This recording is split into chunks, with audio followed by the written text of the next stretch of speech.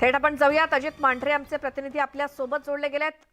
अजित, हा सगळा घटनाक्रम, हे सगळं नाट्य पाहता आता असं बोललं जाते की पुन्हा एकदा शरद पवार हेच राष्ट्रवादीचे सुप्रीमो असल्याचं या सगळ्या घटनाक्रमामधून शरद पवारांनी पुन्हा एकदा दाखवून दिलेलं आहे. नक्कीच हाच प्रश्न जो आहे तो आपण राष्ट्रवादी काँग्रेसचे पदाधिकारी, नेते मंडळी आणि कार्यकर्त्यांना विचारणार आहोत. आपल्यासोबत काकडे साहेब आहेत. काकडे साहेब, आता निर्णय झालेला आहे, समितीनं त्यांचा राजीनामा जो आहे तो नामंजूर केला आहे. अध्यक्षपदी शरद पवार राहतील हे आता निश्चित झालेलं आहे. पण आता ह्या चर्चा झालेल्या आहेत की पवारसाहेबांचा जो गेम आहे किंवा त्यांची जी चाल आहे ती लवकर कोणाला कळत नाही. राष्ट्रवादी ही शरद पवारांचीच आहे आणि शरद पवार हेच राष्ट्रवादीचे सर्वेसर्व आहेत. हेच सर्व या गोष्टीवरून किंवा चित्रावरून पुन्हा स्पष्ट होतं. नाही, परवाच्या घटनेवरून सिद्ध होतं असं नाही. राष्ट्रवादी काँग्रेस पक्ष हा पवार साहेबांचाच आहे, हे निर्विवाद सत्य आहे. त्याच्यासाठी परवाची घटना काढायची आवश्यकता नव्हती. पवार साहेबांचा राष्ट्रवादी काँग्रेस पक्ष आहे, त्याच्यामुळे माध्यमातून काही जरी त्याचे अर्थ काढत असले तरी त्या अर्थाला काही नाही. पवार साहेबांनी अनेक वर्षापासून त्यांचं म्हणणं होतं की आता कुठं नवीन तरुण पिढी तयार केली पाहिजे. त्यांनी तरुण पिढी केली, राज्यामध्ये तरुण पिढी केली. आर पाटील असतील, जयंत पाटील असतील, दादा असतील, वळसे पाटील, तरुण पिढी केली. पण पवारसाहेब ते पवारसाहेब. आज पवारसाहेब 83 वर्षाचे आहेत, मी 70 वर्षाचा आहे. पवारसाहेब जेवढं काम करतात तेवढं मी करू शकतो का? माझी शारीरिक क्षमता नाही, अशा अनेकांचे आहे. त्यामुळे पवारसाहेबांच्या बाबतीमध्ये वय हे नाही. पण मधल्या काळात ज्या काही चर्चा होत्या किंवा ज्या काही घटना घडल्या की राष्ट्रवादी फूट पडणार आहे आणि त्यानंतर पवारसाहेबांचा राजीनामा, चर्चा माध्यमांमध्ये होत्या, पक्षामध्ये नव्हत्या. पक्ष एकच संध आहे, कोणी पक्ष सोडून कोणाच्याही बरोबर जाणार नाही. आणि आमचा पवारसाहेबांना आग्रह हाच होता की 2024ची लोकसभेची निवडणूक मे मध्ये होणार आहे. 12 जून 2024ला राष्ट्रवादी काँग्रेस पक्षाच्या स्थापनेला 25 वर्ष पूर्ण होणार आहेत. त्यामुळे पक्षाध्यक्ष 25 वर्ष राहिलेला एकमेव नेता अशी नोंद राजकारणाच्या इतिहासामध्ये पवारसाहेबांची होई अशी आमची इच्छा आहे. त्यांनी तोपर्यंत राहावं. त्याच्यानंतर या 2 वर्षामध्ये त्यांनी कोणाला अनेक अशा घटना घडल्यात राष्ट्रवादी काँग्रेसमध्ये. मधल्या काळातला पाटील शपथविधी, याच कार्यालयाबाहेर अनेकांचे मुख्यमंत्री म्हणून बॅनर लागले होते. मध्यंतरी अजित पवार नाराज आहेत म्हणून ते सगळा कॉन्वॉय सोडून अज्ञातस्थळी गेले होते. आणि ह्या सगळ्या घटना ज्या आहेत, आपणही वरिष्ठ नेत्यात या सगळ्या पक्षातील या सगळ्या गोष्टींकडे पाहता आणि ही घटना कसं पाहता? एक तर लक्षात घ्या, मुख्यमंत्री म्हणून कुणाचे बॅनर लागले तर त्याच्यामध्ये गैर काही नाही. उद्या माझ्या कार्यकर्त्यांनी माझ्या पुण्यामध्ये जर का माझे बोर्ड लावले तर मला आनंद वाटेल ना. त्यामुळे कार्यकर्त्या बोर्ड लागले म्हणून नेत्यांची काहीतरी फूस असं अजिबात नाही. कार्यकर्त्यांच्या भावना असतात, ते त्या व्यक्त करण्याचं एक ते माध्यम आहे. दादांनी स्पष्ट केलं की त्यांना एक दिवस पित्ताचा त्रास झाला, ऍसिडिटीचा त्रास झाला म्हणून ते आराम करत होते. पण तुम्ही माध्यम मात्र कुठे? आणि एक लक्षात द्या, दुपारी 4 वाजता दादा घरी गेले, दुसऱ्या दिवशी सकाळी 8 वाजता राका ज्वेलर्सचं उद्घाटन करायला हजर होते. मग त्या 8 तासामध्ये कुठं काय परदेशात जाऊन आले की काय? त्याच्यामुळे माध्यम बरं का, मग कुठेतरी भाजप या सगळ्या गोष्टी ज्या. अजित, थोडंसं थांबवते. आपल्यासोबत या संदर्भात अधिक बोलण्यासाठी लोकमत पुणे आवृत्तीचे संपादक संजय आवटे सर आहेत. सर, स्वागत तुमचं न्यूज 18 लोकमत मध्ये. हा सगळा घटनाक्रम पाहता पक्षामध्ये किंवा पक्षात फूट पाडण्याच्या तयारीत असलेल्या काहींना सणसणीत इशारा देण्यासाठी हे सगळं महानाट्य होतं का? काय वाटतं? श्वेता, महत्वाचा मुद्दा एक लक्षात घेतला पाहिजे. जेव्हा ही घटना घडली तेव्हाही मी तुमच्याकडे सांगितलं होतं आणि सातत्यानं मी याविषयी मांडणी करतोय, लिहितोय. त्यातला एक पहिला मुद्दा सगळ्यात महत्वाचा असा की मुळात शरद पवारांना चर्चेच्या केंद्रस्थानी राहायला आवडतं आणि एकूणच कुठल्याही कालावधीमध्ये आपण रिलेव्हंट राहायला पाहिजे, हे शरद पवारांना हवं असतं. आपली चर्चा होणं आणि आपण आपल्या भोवती सगळं राजकारण सुरू असणं ही त्यांची सवय आहे. दरम्यानच्या काळात तुम्ही जर बघितलं तर 2019च्या विधानसभा निवडणूक निकालानंतर शरद पवारांचं स्थान इतकं उंच झालं. 80 वर्षांचा योद्धा, ज्या योद्ध्यानं भाजपला पराभूत केलं आणि महाविकास आघाडीचं सरकार स्थापन केलं, त्यामुळे शरद पवार पूर्णपणे चर्चेमध्ये होते आणि शरद पवार सगळ्या नाट्याचे महानायक होते. ते सरकार कोसळलं आणि त्यानंतर मात्र चित्र बदललं. उद्धव ठाकरेंच्या संदर्भातील सहानुभूती प्रचंड वाढली. उद्धव ठाकरेंच्या अनुषंगानं सहानुभूतीची लाट तयार झाली. बजरंग सभा जरी महाविकास आघाडीच्या असल्या, तिन्ही पक्षांच्या असल्या, तरी सुद्धा त्यातला प्रमुख नायक पक्ष हा शिवसेना होता. प्रमुख नायकत्व हे उद्धव ठाकरेंकडे होतं आणि त्या तुलनेमध्ये बाकी लोकांकडे मात्र लोकांचं दुर्लक्ष होतं. त्यामुळे आता चर्चेचा हा सगळा जो केंद्रबिंदू आहे, तुम्ही जर बघितलं म्हणजे आपण बघतो आहोत की सातत्यानं उद्धव ठाकरे, शिवसेना, आदित्य ठाकरे यांच्याविषयी चर्चा सुरू होती. माध्यमांमध्ये हीच मंडळी होती. गेले 2-3 दिवस श्वेता तुम्ही बघता आहात की ही सगळी माध्यमाची स्पेस शरद पवारांनी काबीज केलेली आहे जी आणि सगळी स्पेस आपल्याकडे वळवून घेण्यामध्ये शरद पवारांना यश आलेलं आहे. बिलकुल. त्यामुळे सगळ्यात पहिल्यांदा म्हणजे शरद पवारांनी माध्यमांचं लक्ष वेधून घेणं, चर्चेच्या केंद्रस्थानी राहणं आणि आपणच किती महत्वाचे आहोत हे सिद्ध करणं वगैरे वगैरे सगळं जे काही आहे ते पहिल्यांदा केलेला पहिला भाग आहे. दुसरा मुद्दा तुम्ही म्हणता त्याप्रमाणे मुळामध्ये पक्ष कोणाच्या मालकीचा एक लक्षात घ्या की दरम्यानच्या काळामध्ये हेच टायमिंग काय हे पण बरं, लक्षात बरं. घेतलं पाहिजे.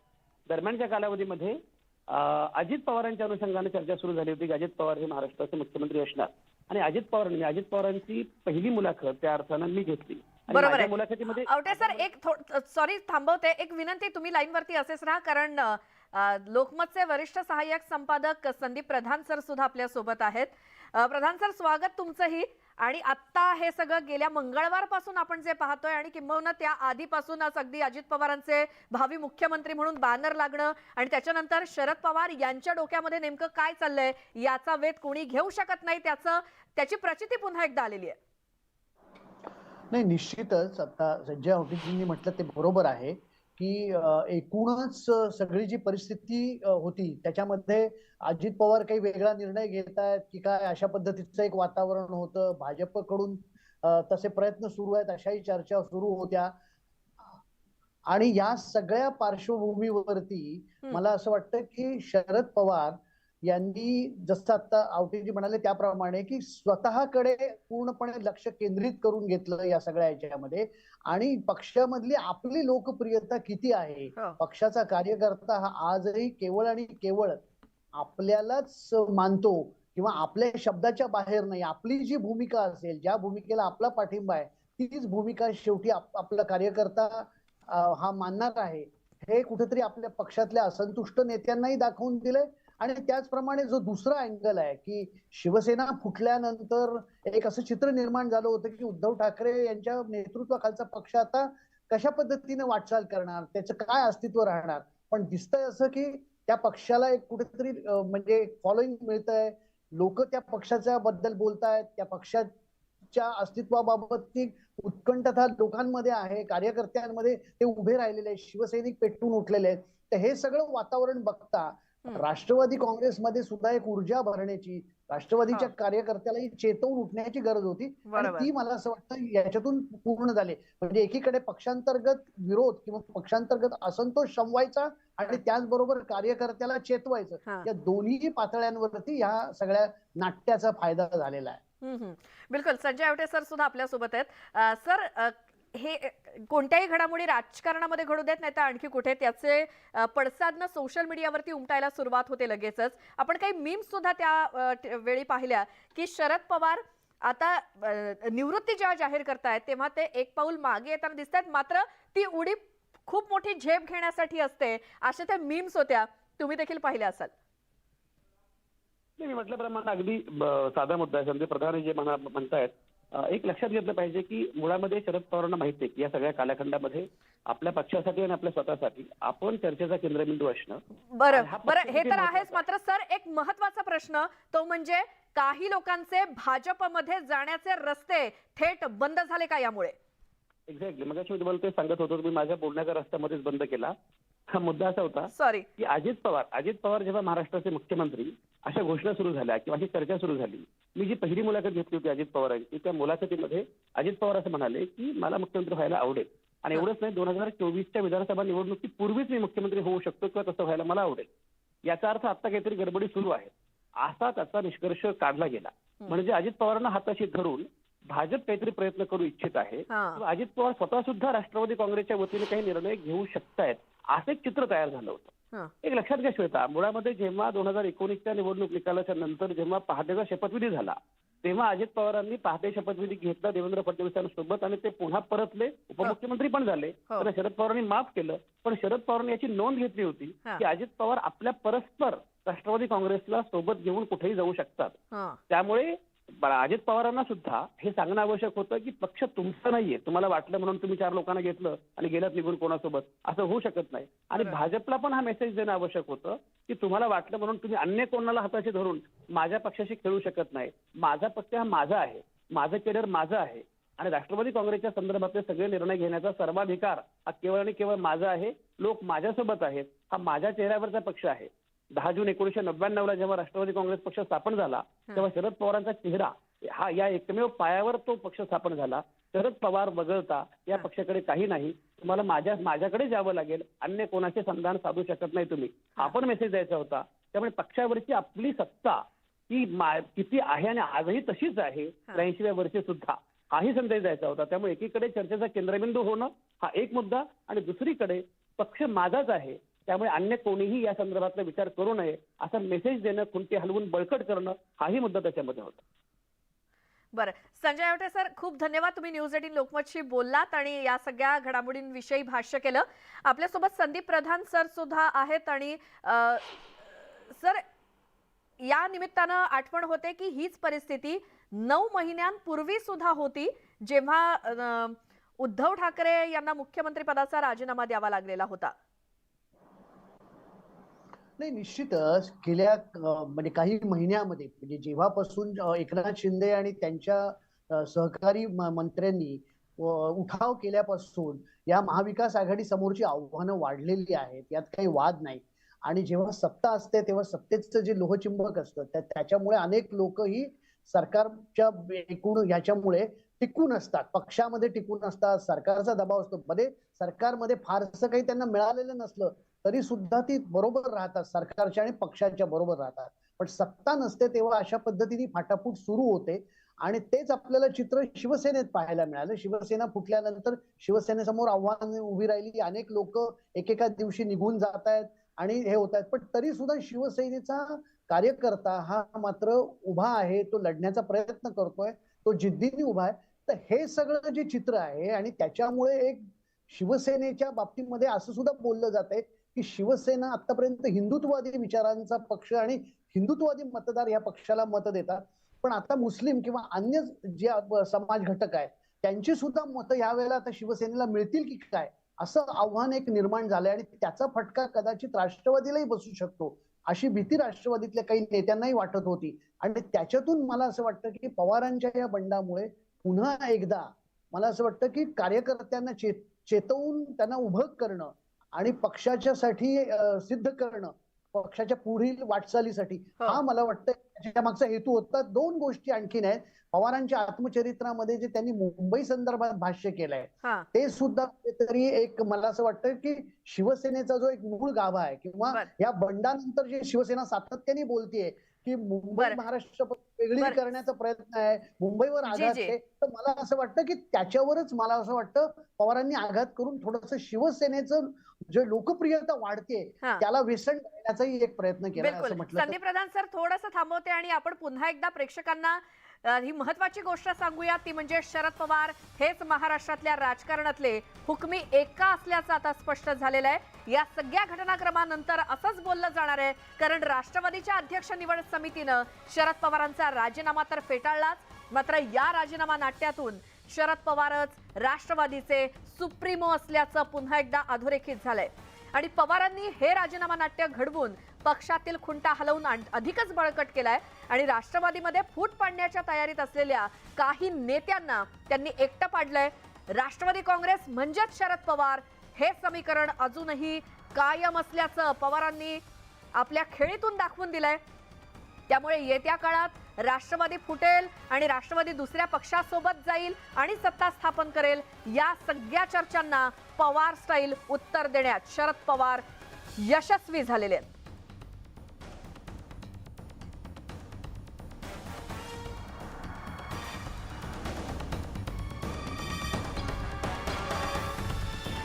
संदीप प्रधान सर आपल्या सोबत आहेतच. प्रधान सर, आत्ता म्हणजे अख्खं तुम्ही शरद पवार यांचं राजकारण, त्यांची राजकीय कारकीर्द संपूर्ण महाराष्ट्रानं पाहिली आहे, पण आतापर्यंत असं तुम्ही कधी पाहिलंय का की शरद पवार यांनी भावनिक कार्ड खेळलेलं कधी पाहिलेलं नाहीये, म्हणजे इमोशनल हे करून, मात्र आता त्यांनी या स्टेजला भावनिक कार्ड खेळलंय?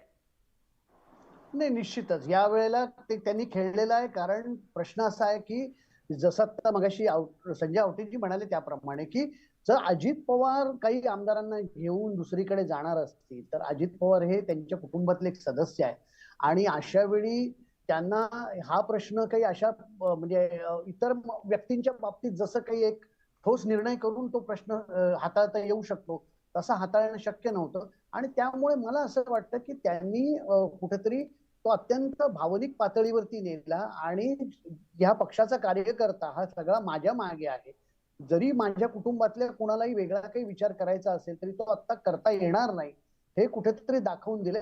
आणि त्यामधूनच जर समजा इतर पक्षातले कुणी नेते असतील, म्हणजे यावेळेला आपल्याला माहिती की अजित पवारांपेक्षा सुद्धा अन्य काही पक्षातले नेते म्हणजे जे आज त्या समितीचे मध्ये सामील होते त्यातलेही काही नेते हे पवारांकडे गेले होते आणि त्यांनीच अशी विनंती केली होती की आपण काही वेगळा विचार करायला पाहिजे, सत्तेच्या बरोबर जायला पाहिजे. तर आज त्या सगळ्यांना कुठेतरी थांबवण्यात शरद पवार यशस्वी झाले.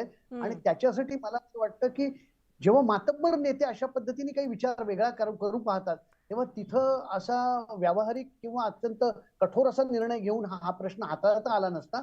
आणि त्यामुळे तो भावनिक पातळीवर नेऊन शरद पवारांनी हाताळला आणि ती ह्या वेळेला त्यांची गरज होती आणि त्याच पद्धतीने त्यांनी तो निर्णय घेतलेला आहे. बरं, आणखी एक गोष्ट, मंगळवारी ज्या वेळेला त्या पुस्तक प्रकाशनाच्या कार्यक्रमामध्ये शरद पवारांनी निर्णय जाहीर केला त्यानंतर थोडंफार अजित पवार बोललेले आपण पाहिलं, मात्र त्यानंतर आज शुक्रवारपर्यंत अजित पवारांची कोणतीही प्रतिक्रिया, आता ज्याप्रमाणे छगन भुजबळ किंवा जितेंद्र आव्हाड ज्याप्रमाणे आज कार्यकर्त्यांमध्ये सामील होऊन शरद पवार यांनी हे राजीनामा देऊच शकत नाहीत किंवा आमचे अध्यक्ष शरद पवारच आहेत अशा प्रकारच्या ज्या काही प्रतिक्रिया आपोआप येत होत्या, तसं अजित पवारांकडून कोणतीही प्रतिक्रिया आजपर्यंत नाही आली आहे. नाही, त्याचं एक कारण मला असं वाटतं की हा निर्णय घेण्यापूर्वी शरद पवार यांनी कुटुंबामध्ये चर्चा केली अशा पद्धतीची माहितीही गेल्या 2-4 दिवसामध्ये आलेली आहे. आणि ज्यांच्याशी चर्चा केली त्याच्यामध्ये अर्थातच त्यांच्या पत्नी होत्या आणि अजित पवार आणि सुप्रियाताई यांच्याशी पण चर्चा केलेली आहे अशा पद्धतीने आलं. त्यामुळे कदाचित ही खेळी आता पवार खेळतायत आणि ती खेळल्यामुळे एक प्रकारे आपल्याला जे काही राजकीय साध्य करायचंय ते साध्य करता येणार नाही याची जाणीव कदाचित अजित पवार यांना झाली असेल.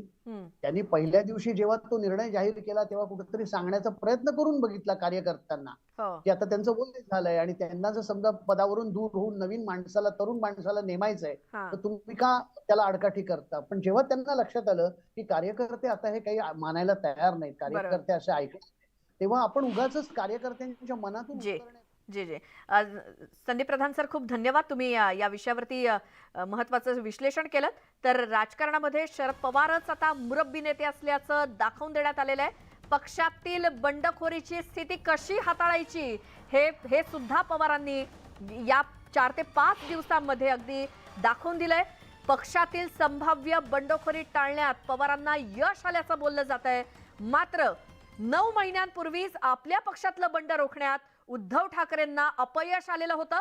परिणामी ठाकरेंना आपलं मुख्यमंत्रीपद, पक्ष आणि पक्षचिन्ह सुद्धा, नाव आणि चिन्ह सुद्धा गमवावं लागलं. शरद पवारांनी वारंवार ठाकरेंना सावध करून सुद्धा ठाकरेंना बंडखोरी टाळण्यात अपयश आलं. आणि पुढच्याच ठेस मागचा शहाणा या म्हणीप्रमाणे पवारांनी संभाव्य बंडखोरी आपल्या पक्षातली यशस्वीपणे टाळली असं म्हणावं लागेल. कारण बंडखोरी टाळण्यासाठी पवारांनी आपली निवृत्ती जाहीर करत राजकारणच हलवून सोडलं होतं किंवा खळबळ उडून दिली होती.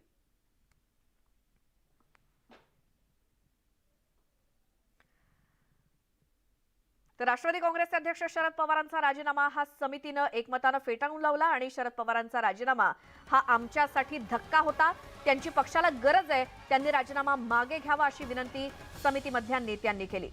शरद पवारांनीच अध्यक्षपदी कायम राहावं अशी विनंती या समितीनं केली आणि आता समितीनं पारित केलेला आणि मंजूर केलेला ठराव शरद पवारांना पाठवला जाईल. त्यानंतर शरद पवार या राजीनाम्याबाबत अंतिम निर्णय घेणार आहेत. त्यामुळे आता शरद पवार समिती आणि कार्यकर्त्यांच्या विनंतीला मान देऊन आपला राजीनामा मागे घेतात का की आपल्या राजीनाम्याच्या भूमिकेवरती ठाम राहतात हे पाहणं उत्सुक्याचं आहे. ग्राफिक्सच्या माध्यमातून आपण पाहूयात निवड समितीनं नेमका कशा पद्धतीनं हा ठराव मांडला आणि तो पारित केला. राष्ट्रवादी काँग्रेस पक्षाचे राष्ट्रीय अध्यक्ष, देशाचे नेते शरदचंद्रजी पवार साहेब यांनी राष्ट्रीय अध्यक्षपदाचा राजीनामा देण्याचा मनोदय व्यक्त केला होता. आदरणीय पवार साहेबांचा राजीनामा एकमतानं नामंजूर करण्यात येत असून त्यांची सर्वानुमते पक्षाध्यक्षपदी कायम राहावे अशी विनंती करण्यात येत आहे असा ठराव समितीनं केला आज झालेल्या बैठकीत आणि तो एकमतानं संमत केला. आदरणीय पवार साहेबांचा राजीनामा एकमतानं नामंजूर करण्यात येत असून त्यांची सर्वानुमते पक्षाध्यक्षपदी कायम राहावे अशी विनंती करण्यात येत आहे. याचा अर्थ हेच आहे की आमची सर्वांची भावना सामूहिक आणि सर्वानुमते हीच आहे की पवार साहेबांनी याच पदावर कायम राहावं. आज कमिटीने या बैठकीमध्ये एक ठराव आम्ही पारित केला आहे आणि सर्वानुमते आम्ही पारित केला आहे. तो ठराव मी आपला समक्ष वाचून दाखवतो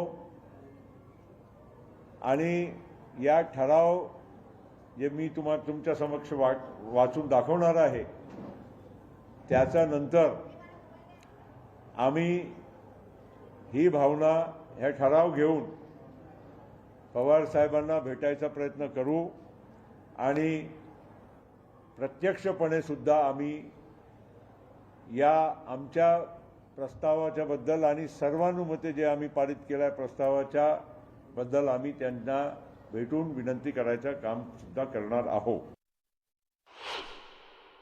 पवार साहब ही पार्टी के प्रेसिडेंट बने रहेंगे. उन्होंने उनका जो मनोदय व्यक्त किया था उसको इस समिति ने खारिज किया और साहब ही पार्टी के प्रेसिडेंट रहना चाहिए ऐसा ठराव पारित किया. एकमताने 4 ओळीचा प्रस्ताव मंजूर झाला की या एनसीपीचे अध्यक्ष आणि देशाचे नेते शरद पवार साहेब यांनी दिलेला राजीनामा आम्ही नामंजूर करीत आहोत आणि त्यांनी त्या पदावर कायम राहावे अशी विनंती करीत आहोत. सर्वजण प्रचंड आनंदित आहोत. पुन्हा एकदा साहेबांच्या नेतृत्वाखाली या देशभरामध्ये राष्ट्रवादी काँग्रेस पक्षाची वाटचाल गौरवशाली पद्धती करण्यासाठी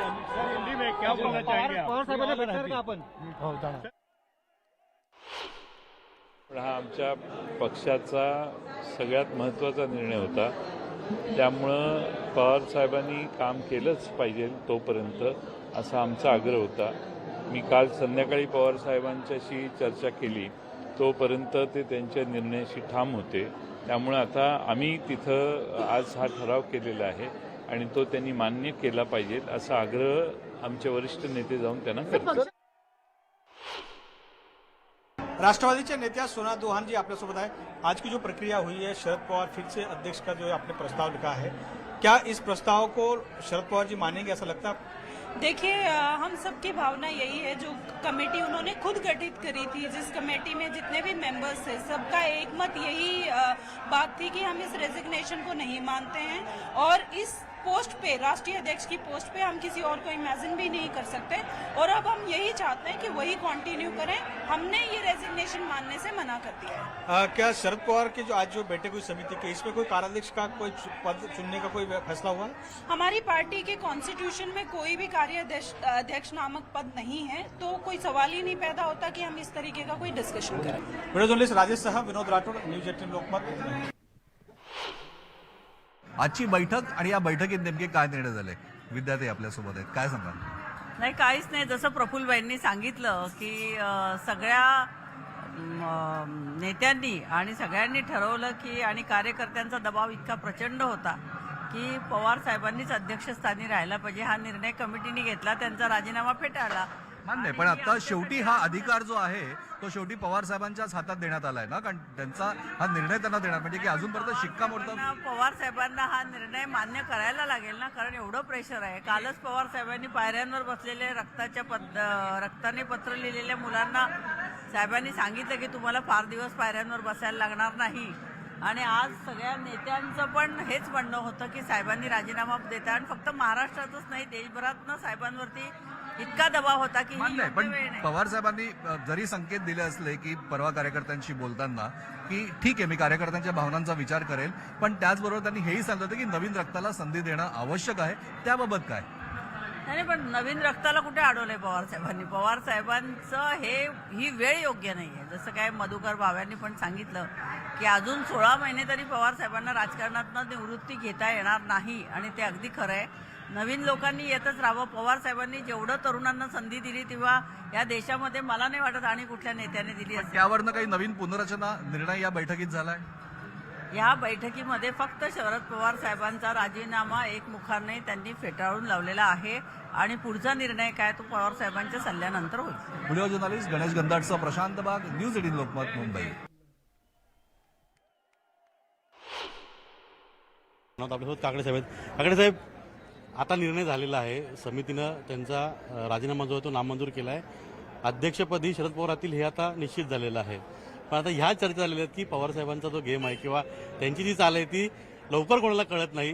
राष्ट्रवादी ही शरद पवारांचीच आहे आणि शरद पवार हेच राष्ट्रवादी सर्व आहेत. हेच सर्व या गोष्टीवरून किंवा चित्रावरून पुन्हा स्पष्ट होतं. नाही, परवाच्या घटनेवरून सिद्ध होतं असं नाही. राष्ट्रवादी काँग्रेस पक्ष हा पवार साहेबांचाच आहे हे निर्विवाद सत्य आहे. त्याच्यासाठी परवाची घटना काढायची आवश्यकता नव्हती. पवार साहेबांचा राष्ट्रवादी काँग्रेस पक्ष आहे, त्याच्यामुळे माध्यमातून काही जरी त्याचे अर्थ काढत असले तरी त्या अर्थाला काही नाही. गेले 3 दिवस असंख्य कुठलीही वेळ न पाहता कार्यकर्ते पदाधिकारी जे आहेत ते एकच मागणी करत होते की शरद पवारांनी त्यांचा राजीनामा मागावा. निश्चितपणे पवार साहेबांनी ज्यावेळेस राजीनामा देण्याची घोषणा केली, आमचं पूर्ण कुटुंब कोसळले गेल्यासारखं झालेलं, आणि त्यावेळी सर्व तरुणांनी निर्णय घेतला, कार्यकर्त्या पदाधिकाऱ्यांनी निर्णय घेतला की काही झालं तरी आपल्या कुटुंब प्रमुखाला दुसरं कोणी पटवून सांगणार नाहीये की तुमची आवश्यकता किती आहे. त्यामुळे आम्हीच सगळे कार्यकर्ते नडून बसलो, थटून बसलो, आणि निश्चितपणे त्याच्यामुळे पवार साहेबांनी देखील आमच्या भावनांचा आदर केला. काही वरिष्ठ नेते देखील आपल्या नसीमभाई आपल्यासोबत. नसीमभाई, ज्यावेळी पवार साहेबांनी निर्णय जाहीर केला की मी आता पद सोडतोय आणि मला आता काम करता येणार नाही, सर्वात पहिले आपण होता स्टेजवर जाऊन पवारांच्या या सगळ्या निर्णयाला विरोध म्हणजे एक भावना व्यक्त करणारे त्यावेळी ती भावना व्यक्त केली होती. आज त्यांचा राजीनामा जो आहे तो नामंजूर केला गेला. राष्ट्रवादी सोडा, राष्ट्रवादीचे पलीकडे आपण गेलो.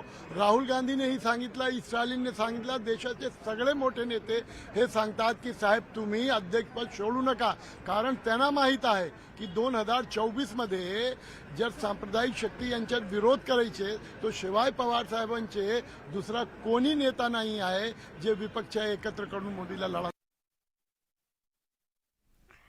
तर राष्ट्रवादीच्या सगळ्या नेत्यांची आणि कार्यकर्त्यांची मनातली ही भावना होती. समितीने तर निर्णय घेतलाय. तो निर्णय घेऊन समितीचे आता नेते किंवा सदस्य हे सिल्वर ओक वरती गेलेले आहेत शरद पवार यांना हा निर्णय सांगण्यासाठी, आणि यावरती आता शरद पवार काय निर्णय घेतात या संदर्भातले प्रत्येक अपडेट सर्वात आधी न्यूज 18 लोकमत वरती तुम्हाला पाहायला मिळतील. एक छोटासा ब्रेक इथे घेऊन लगेच परत येऊयात.